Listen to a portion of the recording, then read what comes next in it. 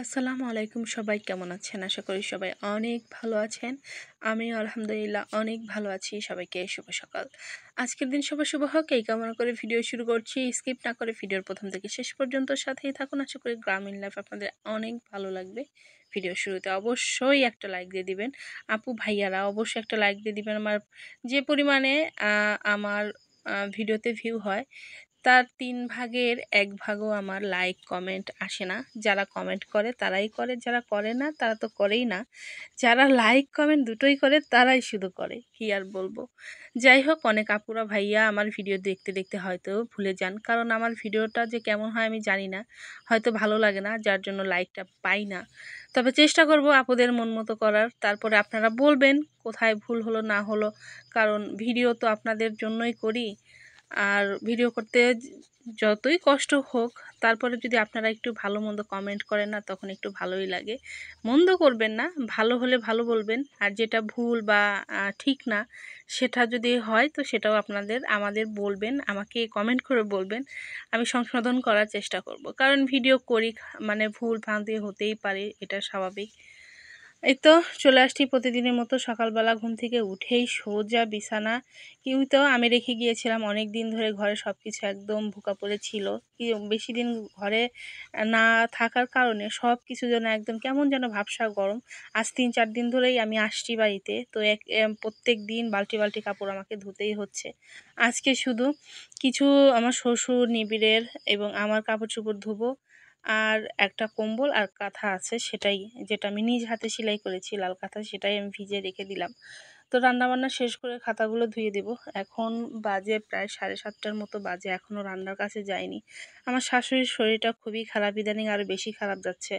মুখের দিকে যেন তাকানোই যাচ্ছে না। বেশ কয়েকদিন ধরেই সে অসুস্থ, যার জন্যই তাড়াহুড়ো করে বগুড়া থেকে চলে আসছি। যদিও নিবিড়ের স্কুল এখনও চলছে, একদম ফুল ক্লাস চলছে, কিন্তু কি করব, নিবিড়ের দাদির জন্য আমাকে এখানে আসতে হয়েছে। কিন্তু তার যে অবস্থা, তাতে মনে হচ্ছে না যে আর বগুড়া আমাদের থাকা সম্ভব হবে, কারণ তাকে একা একা রেখে যাওয়াই অনেক কঠিন, কারণ তার একা থাকাই কঠিন। খেতে পারছে না, আর আমরা সবাই আছি, সবাই মিলে একটু খাওয়াচ্ছি। আমার শ্বশুর খাওয়াচ্ছে, আমি খাওয়াচ্ছি, নিবিড়ের আব্বু খাওয়াচ্ছে জোর করে করে, যাই হোক, কারণ কেউ না থাকলে তো তাকে জোর করার কিছু নাই, মানে করতে পারে না। তার খাইতে ইচ্ছে করছে না, সে ওইভাবেই আছে, একদম দুর্বল হয়ে গেছিল। কেমন যে কি যে অবস্থা, মানে দেখেই আর ভালো লাগছে না। জানি না, আল্লাহ সুস্থতা দান করবে, আল্লাহ সুস্থতা দান করুক, এটাই চাই। কারণ বাড়িতে অসুস্থ মানুষ থাকলে, যে অসুস্থ থাকে তারও তো খারাপ অবস্থা হয়। যারা অসুস্থ রুগীকে দেখাশোনা করে তাদের আরও বেশি বেশি কষ্ট হয়। আর তারপরে আমার শাশুড়ি তো একটু, মানে কি আর বলবো, খুবই হেলদি তার স্বাস্থ্য, যার জন্য অসুস্থ হয়ে গেলে বিশেষ করে আমাদের দুজনারই সমস্যা হবে। আর আমাকে তো সংসারের সব কাজ নিজের থেকেই করতে হয়, আর আমি আসার পর থেকে আপাও আসছে না, যার জন্য দেখা যাচ্ছে আমার সব কিছু একা একা করতে হচ্ছে। নিজের শরীরটা তো আমার একটা ভালো না, খুবই খারাপ অবস্থা, তারপরেও করছি। একটু কাজ করলেই যেন হাঁপিয়ে উঠছি, জোর করে কাজ করছি, মনে হয় মানে বিছানা দেখলেই মনে হয় একটু যেয়ে শুয়ে পড়ি, এরকম অবস্থা। আমি কিছু টেস্ট করতে দিয়েছি, প্রত্যেক দিন আমি ভিডিওতে যদিও বলছি, কিন্তু টেস্টটা আনতে যাব বগুড়া থেকে চলে আসছি। আর আমি চলে গেলে তো আমার শাশুড়িকে দেখার আর কেউ থাকে না, যার জন্য আর যেতে পারবো কিনা জানি না। আমার শ্বশুর বলল, তুমি যদি শরীরটা তোমার ভালো থাকে তাহলে তুমি বগুড়া যেয়ে তোমার রিপোর্টটা আনতে পারো। তো দেখা যাক, শরীরটা ভালো থাকলে হয়তো কালকে যাব, যেয়ে নিয়ে আসবো। আর শরীরটা যদি খুব খারাপ হয়, যে না আমি সাহস পাচ্ছি না একা একা যেতে, তাহলে আর যাবো না। এই তো ঘুম থেকে উঠে নদীর পাড়টা একটু ঘুরতে আসলাম। আজকে আরও যেন পানি বেড়েছে, আর পানিতেও যে কি যেন যাচ্ছে, ওইটা দেখেই ভয় লাগে মাঝে মধ্যে। না এখানে সাপ, তারপরে আমাদের এখানে কি বলে, গুই সাপ ওইটাকে বলে, সেগুলোই যায়, দেখে ভয়ই লাগে। আর সকালবেলা সকালবেলা অনেকে এসে যে ঘাটে গোসল করছে, মানে সকালের 5টা ফজরের পর থেকেই গোসল এখানে শুরু হয় ঘাটে, মানে যেন মানুষ শেষই হয় না। মাঝে মধ্যে যদি একটু দাঁড়িয়ে থেকে দেখবো সেটারও অবস্থা নাই। তো এই তো আমার বাড়িটা, এক আপু বলছে যে আপু তোমাদের এখানে কটা ঘর। তো এই পাশে একটা, ওই সামনের ওই যে ওইটা ছোট্ট একটা বাংলা ঘর, সেটাতে আমি থাকি, এটা রান্নাঘর, এটা আর বড়টা আমার গ্রিলওয়ালার যেটা, এটা আমার শাশুড়ির ঘর। ঘরগুলো অনেক পুরনো হয়ে গেছে, প্রায় 30 বছর হয়ে যাচ্ছে এই বাড়ি করার বয়স, আমার শ্বশুরের কাছ থেকে শুনেছি। আর এটা তো উপজেলা শহর, আমাদের একটু চিন্তা ভাবনা আছে এখানে একটু ভালো কিছু করার, কারণ আশপাশে সবারই এখানে 4 তলা 5 তলা 10 তলা বিল্ডিং আছে, যার জন্য আমাদের একটু ইচ্ছা যে এখানে কিছু একটা করব, যার জন্য কোনো বাড়ি ঘর বা পুরনো ফার্নিচার এবং পুরনো ঘর দিয়ে চালিয়ে নিচ্ছে। একদিন হয়তো করব, একটু সময় লাগবে এই। আর গাছে দেখুন, গাছ ভরা একদম বাদামিগুলো হাত দিয়ে ধরাই যাচ্ছে, অনেক সুন্দর। আর ওই যে বললাম যে আসলে পুরনো ঘরেই আমরা ওই রকমভাবেই আছি, যদিও এখন থাকতে অনেকটা কষ্ট হয়, কারণ উপরের চালগুলো এমনিতেই নষ্ট হয়ে গেছে, আর চালের উপর কিছু একটা পড়লে দেখা যায় চালের ফুটো দিয়ে পানি পড়ে। আর কষ্ট করে থাকছি, একদিন করব, কারণ নিবিড়ের আবার একটা প্রতিষ্ঠান করছে, সেখানে অনেক টাকা ব্যয় হয়ে যাচ্ছে। আমার শ্বশুর শাশুড়ি দুজনেই সরকারি চাকরি করত, তারাও অবসরে আছে। এখন আমাদের না আয়ের চেয়ে ব্যয় বেশি, যে বগুড়াতে নিবিড়কে নিয়ে থাকতে হয়, গ্রামের বাড়ির এক খরচ, এইখানের এক খরচ, তারপরে আমার ভাসুরের মেয়ে আছে, ও খুবই অসুস্থ, প্রত্যেক বছরে ইন্ডিয়া নিয়ে চিকিৎসা করতে হয়। মানে আমাদের না কেমন যেন আছে, মোটামুটি ভালোই ব্যয়বহুল চিকিৎসা নিয়ে সবসময় থাকতে হয়, দুশ্চিন্তা মনের মধ্যে নিয়ে থাকতে হয়। তারপরে আল্লাহর কাছে হাজার হাজার শুকরিয়া করি, আল্লাহ আমাদের সবাইকে সুস্থতা দান করো, তার মধ্যে ভালো রাখো। পৃথিবীতে না কোনো মানুষ পরিপূর্ণ সুখী না, আমি জানি, আমি দেখছি, বাস্তবতা আসলে বলে। অনেকেই কি দেখছি, কেউ কোনো দিক দিয়ে ঘাটতিতে আছেই। কেউ টাকা আছে, শান্তি নেই, কারো শান্তি আছে, টাকা নেই। মানে এই অবস্থা, ঘাটতি থাকবেই। কি আর বলবো, সবারই পরিপূর্ণ, পৃথিবীতে পরিপূর্ণ সুখ নিয়ে কেউ আসে না, আল্লাহ পরীক্ষার জন্য দুনিয়াতে পাঠিয়েছেন। তারপরে আমাদের শুকরিয়া আদায় করতে হবে, ওর মধ্যে ভালো থাকার চেষ্টা করতে হবে, সবাইকে ভালো রাখতে চেষ্টা করতে হবে, প্রতিবেশীদেরকে দেখেও রাখতে হবে, তারা কেমন আছে সেটাও দেখতে হবে। আল্লাহ না পরীক্ষা দিয়েই দুনিয়াতে পাঠিয়েছেন, আল্লাহর কাছে হাজার হাজার শুকরিয়া। আমাদের থেকে যারা অনেকটা খারাপ অবস্থায় আছে বা ছেলেপেলে নিয়ে অনেক কষ্টে আছে, তাদেরকে দেখে মনে হয় না আমি অনেকটা ভালো আছি। এই তো নিবিড়ের প্রয়াস স্কুল, বিশেষ শিশুদের স্কুল, ওখানে যদি যাই না, কত রকমের যে অটিজম শিশু আছে, মানে দেখে অনেকটাই মনে হয় যে না, সে হিসেবে আমার ছেলে অনেক ভালো আছে, আমি আমার ছেলেকে নিয়ে অনেকটা ভালো আছি। মোটামুটি রান্নাবান্না আমার সব কিছুই গুছিয়ে নিয়েছি, বাড়ির সব কাজ গুছিয়ে নিয়েছি, কাপড় চোপড় ধোয়া গোসল করে একটু আসছে তো করমচা গাছে করমচা খেতে। আমার একটু করমচা গাছের নিচে আসলে একটু করমচা না খেলেই হয় না। আমার এই মুরগিগুলো যা হয়েছে, আমাকে দেখলেই যেন চিল্লাপালা শুরু করে দেয়।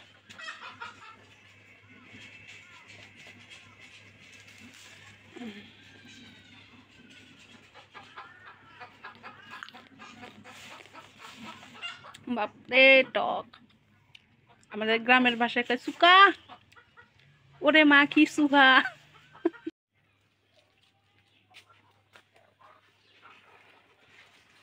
অনেকটা হয়েছে,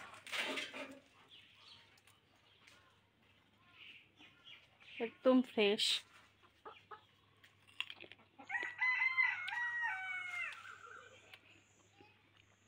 টক বাবা। ছোটবেলা যখন আমার দাদিকে টক খাওয়াতাম মজা করে, দাদি তো অনেক বয়স হয়ে গেছিল, টক খাওয়াইছে আর মুখের ভিতর দিতে আমাদের বললা কি খাওয়াইলি আমারে সুহা শুন।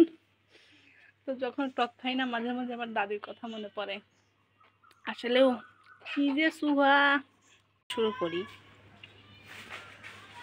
টক তখন খাইতেই থাকি। তো করম চা যতদিন আছে ততদিন এই গাছের নিচে যতদিন আসবো ততদিন এইভাবেই আমি খাবো। আমি যতদিন হাত দিয়ে ধরতে পারি সেগুলো পেরে খাওয়ার খুবই আলসামো হয়।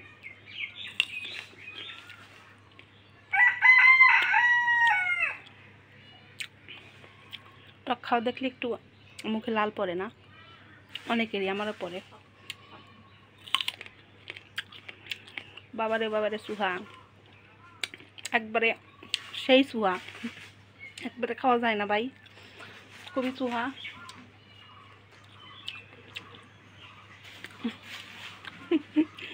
আমার বেটা টক খাওয়া দেখে আমার বেটার সমানে আমি খাচ্ছি আর ও রিয়াকশন দিচ্ছে। আর একটা খাই তাই শেষ, এখন তো হাত দিয়ে ধরাই কঠিন।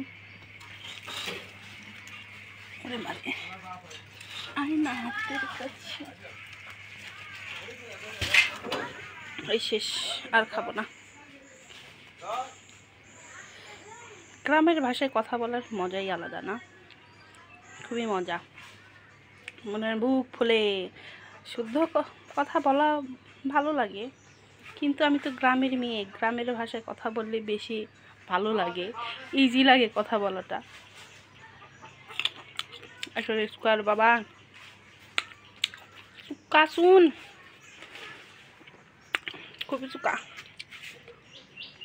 কেউ নাই এই শহরে, না এই জন্যই ভালো লাগে না।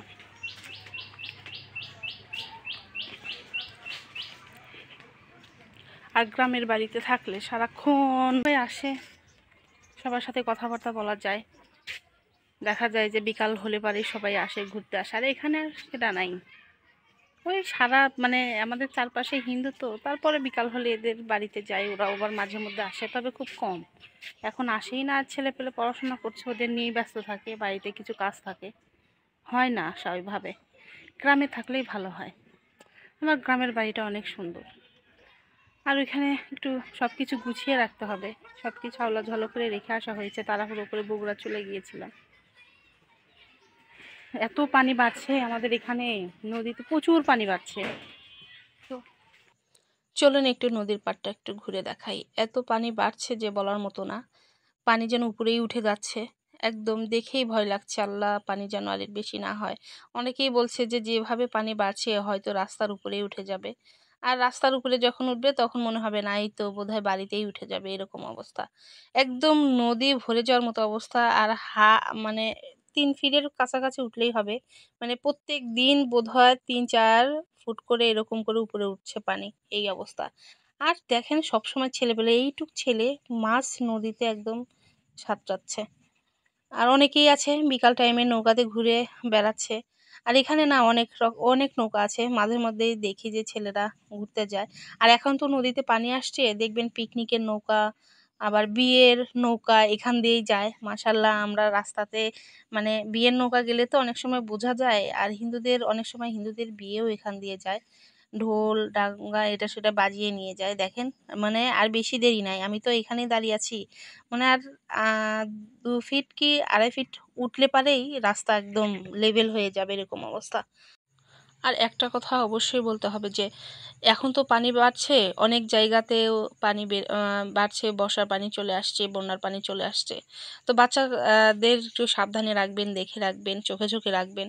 আসলে যারা সাঁতার জানে না, ছোট ছোট বাচ্চা, হয়তো মা বাবারা কাজের আহ, আহ, ইয়াতে থাকে, তালে থাকলে দেখা যায় যে আর বাচ্চা কাচ্চার খেয়াল রাখতে পারে না। তো এই বর্ষার সময় যখন যার বাড়ির পাশে পুকুর বা খাল বিল এখন তো ভরে যাবে সব বন্যার পানি এসে, তো অবশ্যই বাচ্চাদের দেখে রাখবেন, কারণ একটা মানে দুর্ঘটনা সারা জীবনের কান্না হতে পারে। এটা আসলে সন্তানহারা কষ্ট, যার সন্তান চলে গেছে সেই বোঝে।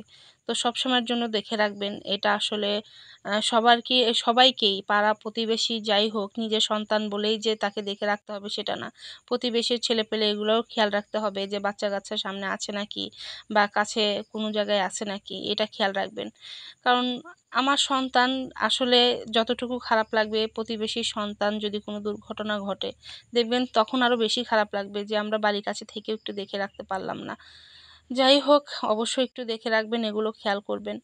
আর অবশ্যই বাচ্চাদের এ সময় একটু কাছে থেকে সাঁতার শেখানোর চেষ্টা করবেন। তো নিবিড়কে তো মাঝে মধ্যে একটু সাঁতার শেখানোর চেষ্টা করি। আগে তো নিবিড় মানে ঝাঁপ দিতেই পারতো না, একদম পানিতে একটু ওকে নিয়ে যখন পানির নিচে একটু ঝাঁপ দিতাম তখন দেখা যেত ও যে পানি খেয়ে ফেলতো। তো এখন পানিটা ওইভাবে আর খায় না, আর ওর গায়ে এত অ্যালার্জি উঠেছে যে এবার আর পানিতে নামতেই ভয় করছে। প্রচণ্ড অ্যালার্জি উঠেছে, ওর র্যাশ উঠে গেছে, যার জন্য পানিতে নামতে ভয় পাচ্ছি। আর এত পানি ভরে গেছে যে ওকে নিয়ে নদীতে নামতেই আরও বেশি ভয় লাগে। যদিও একটু ওকে সাঁতার শেখানো উচিত, কি আর করব, আমার ছেলে তো আর 10টা ছেলে মেয়ের মতো স্বাভাবিক না, ও সব কিছুই যেন পিছিয়ে থাকে। ওর মতো মানুষ নদী সাঁতরিয়ে পার হচ্ছে, আর এখন আমার ছেলেটা ওইভাবেই আছে। তো আজকের মতো এখানে শেষ করছি। সবাই ভালো থাকবেন, সুস্থ থাকবেন, নিজের যত্ন নেবেন। সবাইকে আল্লাহ হাফেজ।